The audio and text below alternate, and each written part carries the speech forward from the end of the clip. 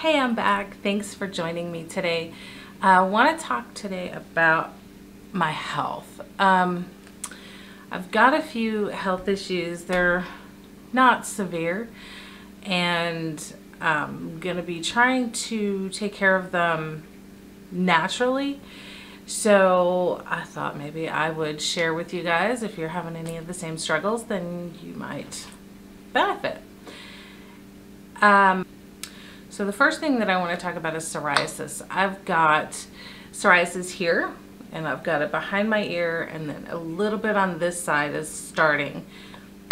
I don't have it all over my body. Oh, and I've got it in my hair bad. So I rarely will you ever see me wearing black or a solid dark color, because it just flakes. It's awful. It's embarrassing. But from what I've read and what I've studied, it can be fixed with diet. Most of your health issues, I don't know if it's most, a lot of health issues begin in the gut.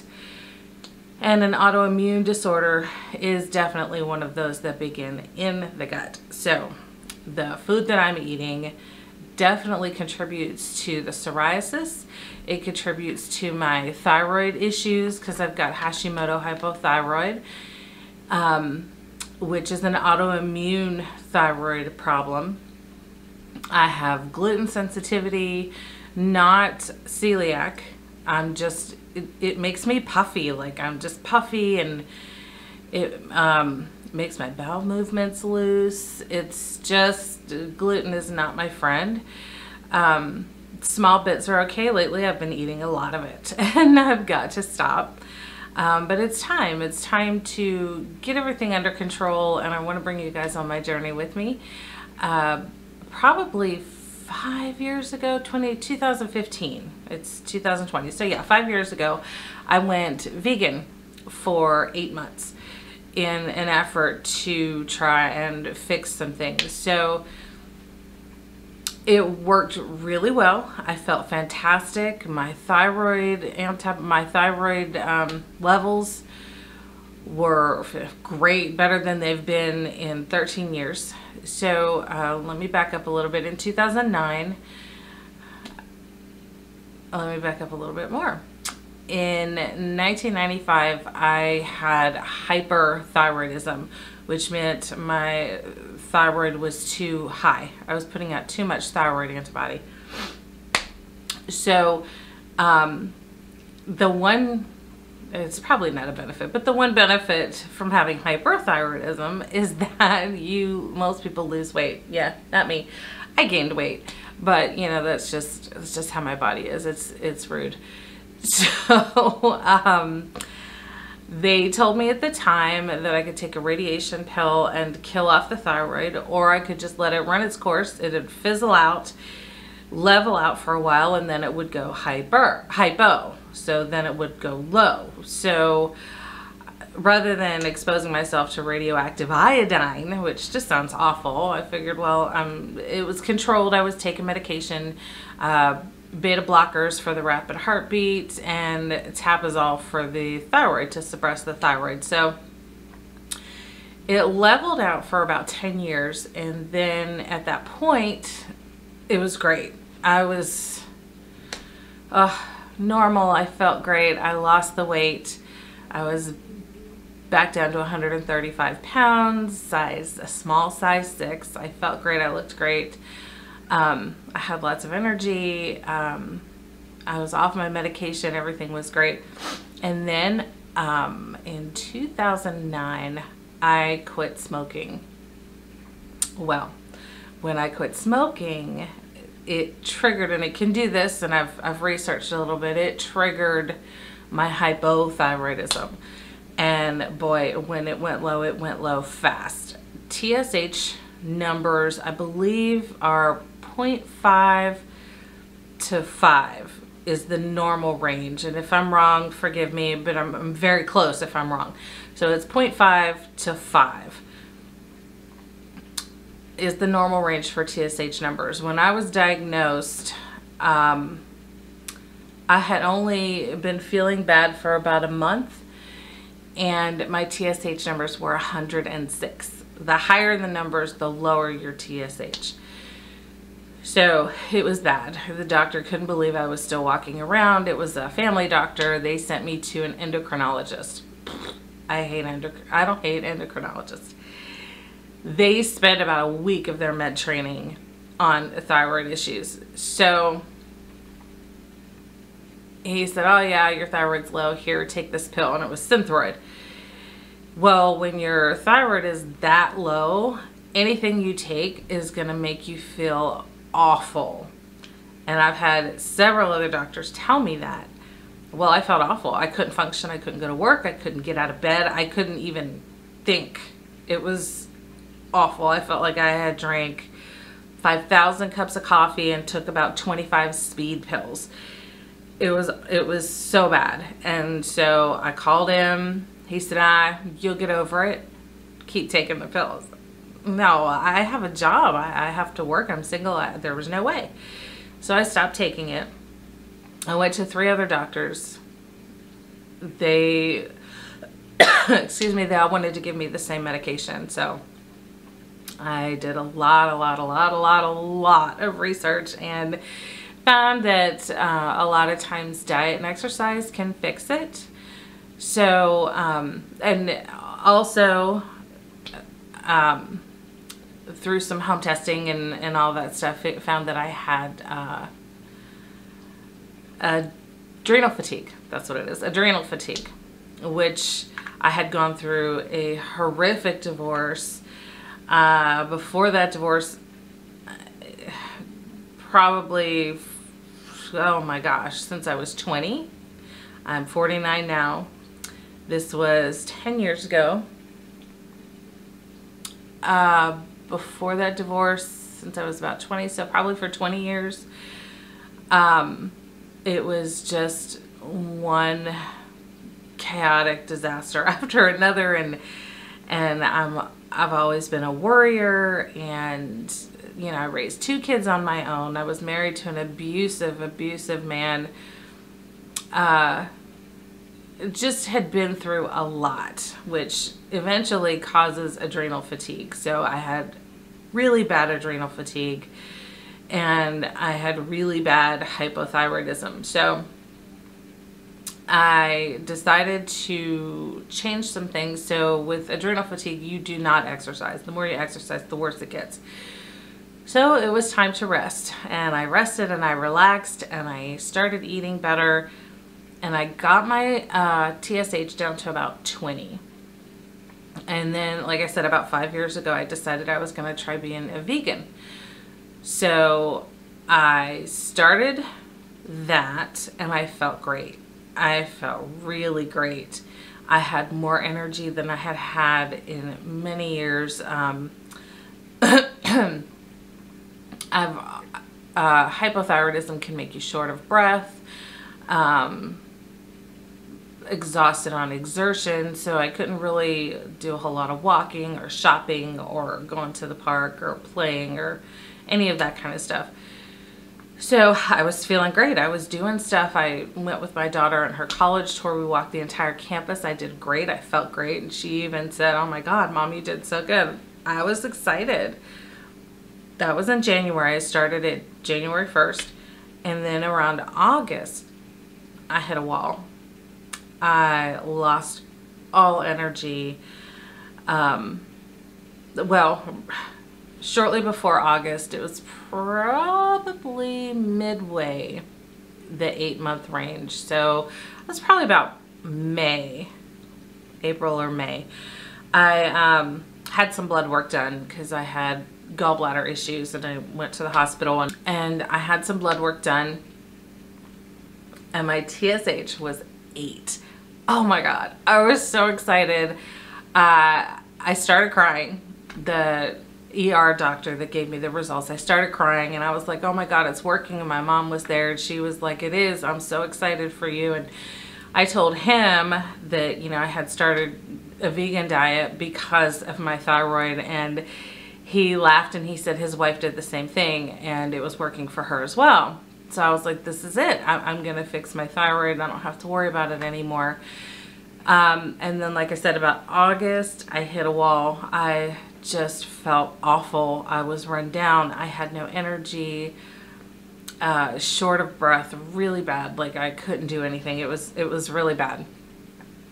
Having no health insurance for the last 25 years, I did some more research. I went online. And it turned out that comparing the research that I had done with the diet that I was currently on and the things that I was eating and things that I was not eating, I realized that it was my iron levels and my protein levels. I was very, very low.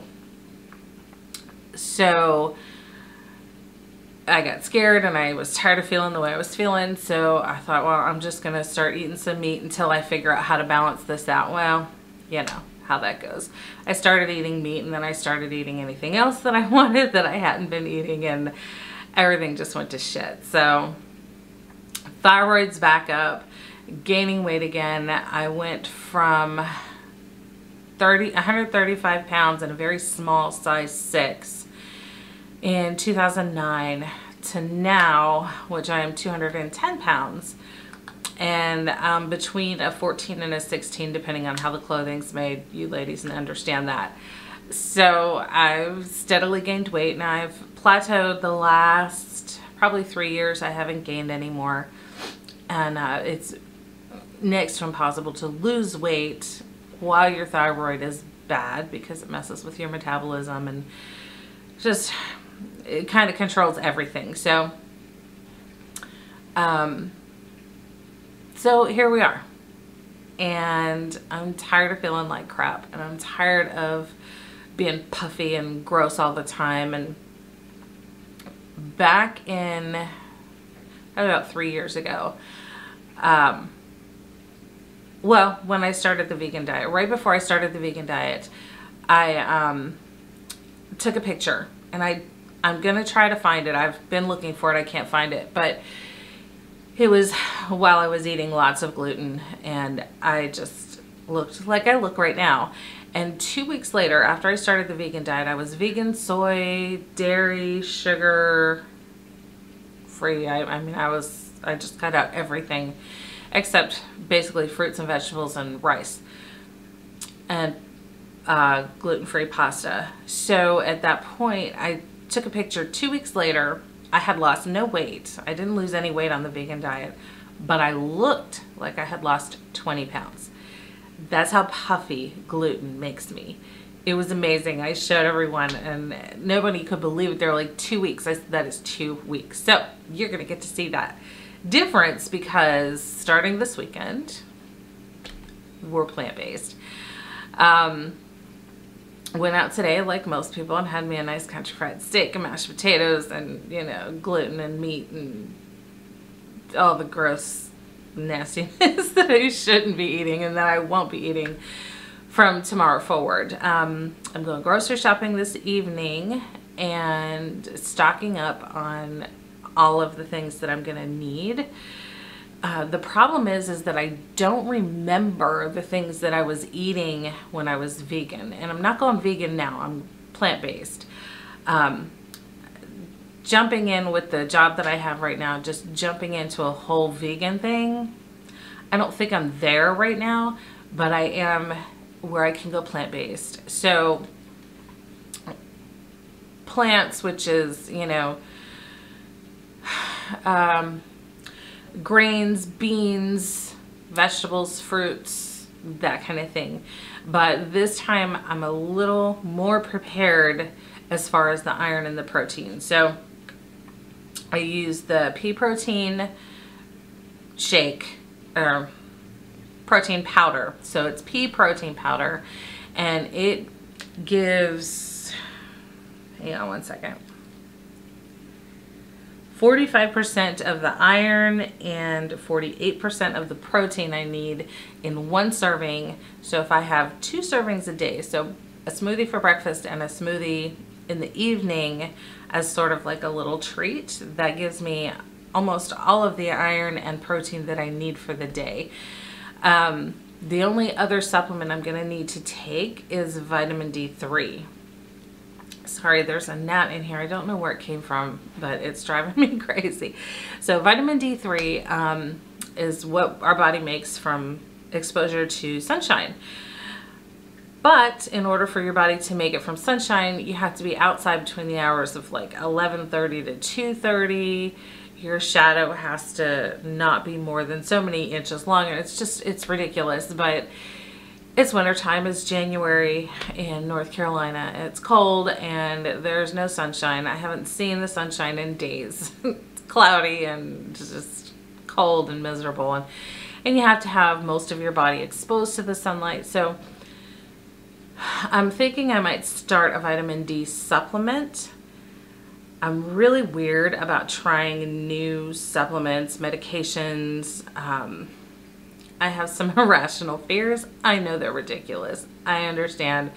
I am well aware of my ridiculousness, but that's okay because that's me and I love me and, you know, working past a lot of fears this year. So I'm going to try to possibly do vitamin D3. I may just work on everything else until, I mean, heck, we're in North Carolina, so end of March, the sun starts coming out pretty strong. It can be 75, 80 degrees in April. So I may just stick it out, work on all the other stuff, and then I can schedule my lunch for that time of day, wear a sundress, go outside for the hour, which is plenty of time. 20 minutes, I think, is all that they say you have to have for my lunch, and that will take care of the vitamin D3. So I don't do tanning beds. I've actually had dermatologists tell me of all the patients they see being with my psoriasis and my low vitamin D that they would recommend me going to a tanning bed. But I have age spots. If you could see, I've got dark brown spots on my face and I am very freckly. I didn't used to be. I used to go to the tanning bed all the time and I love it and it just feels good. It's relaxing and it just makes me feel great and look better.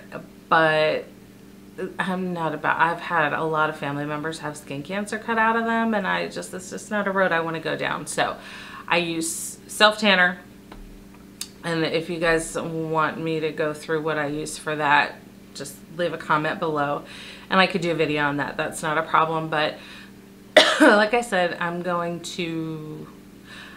think I'm probably just going to work on the iron, protein, plant-based recipes because I gotta find some more recipes because right now I've got like 4.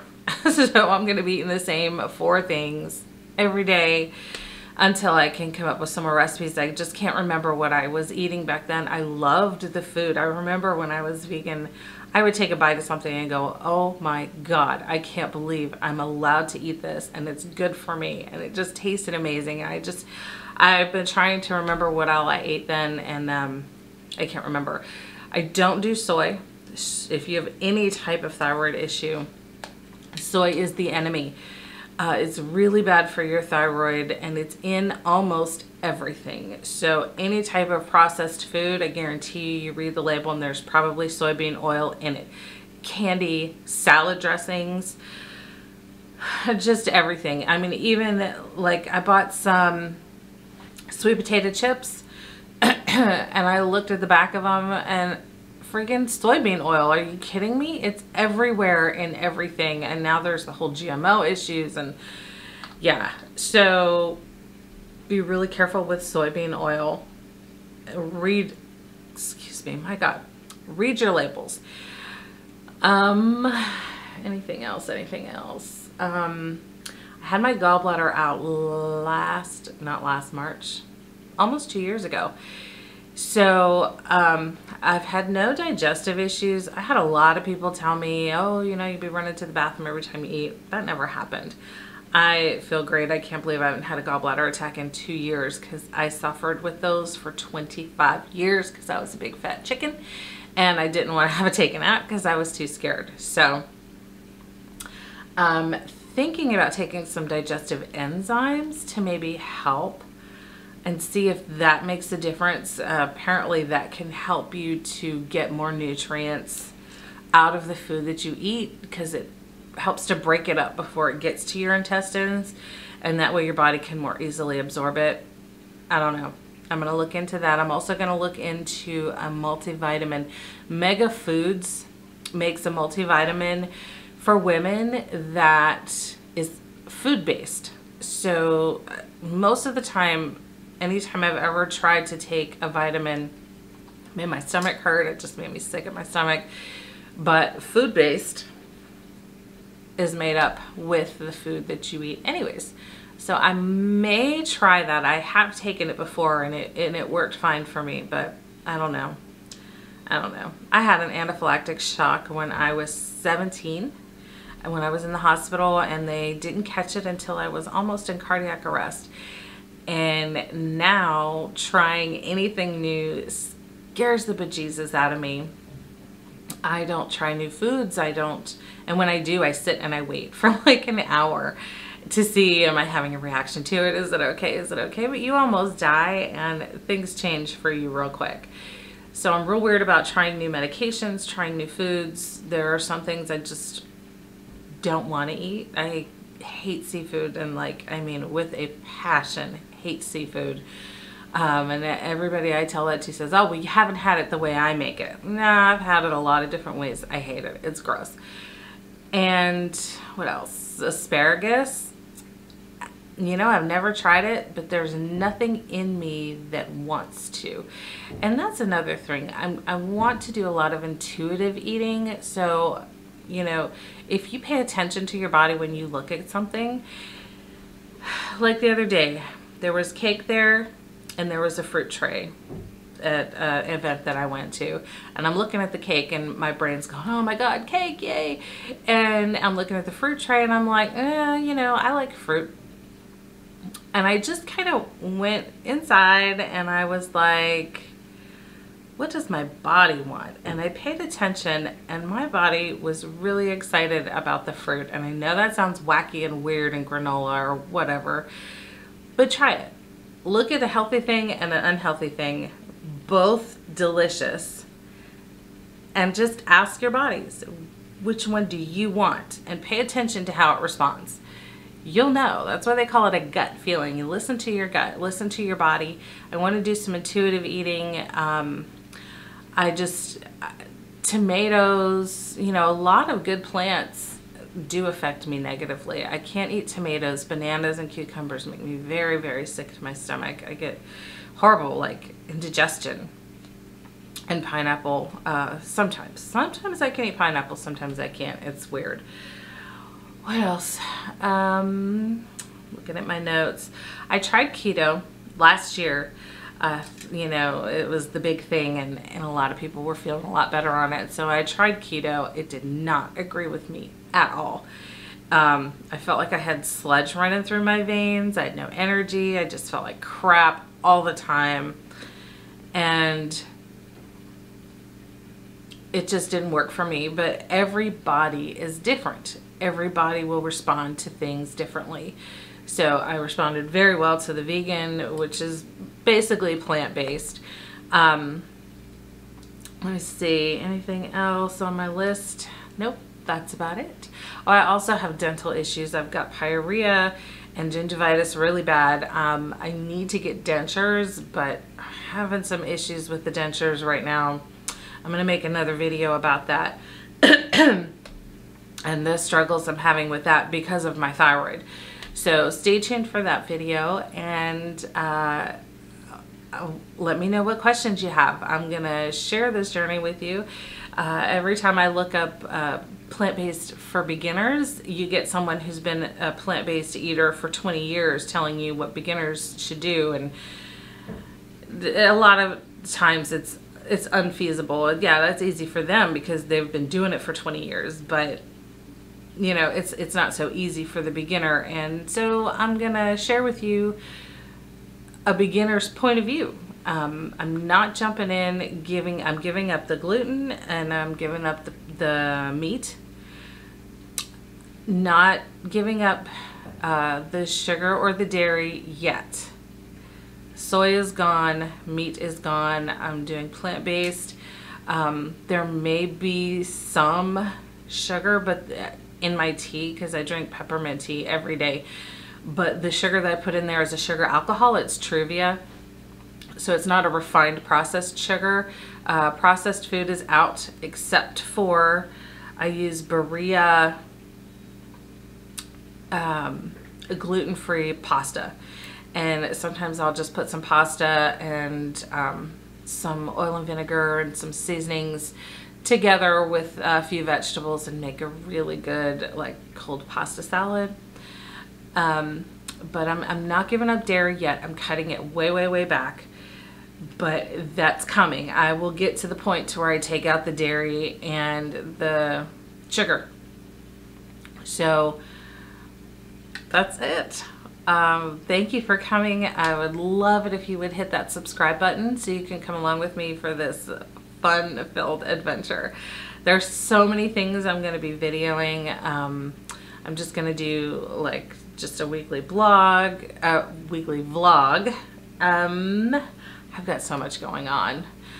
But I guess hit that subscribe button and you'll see what's coming. Thank you so much and have a wonderful day.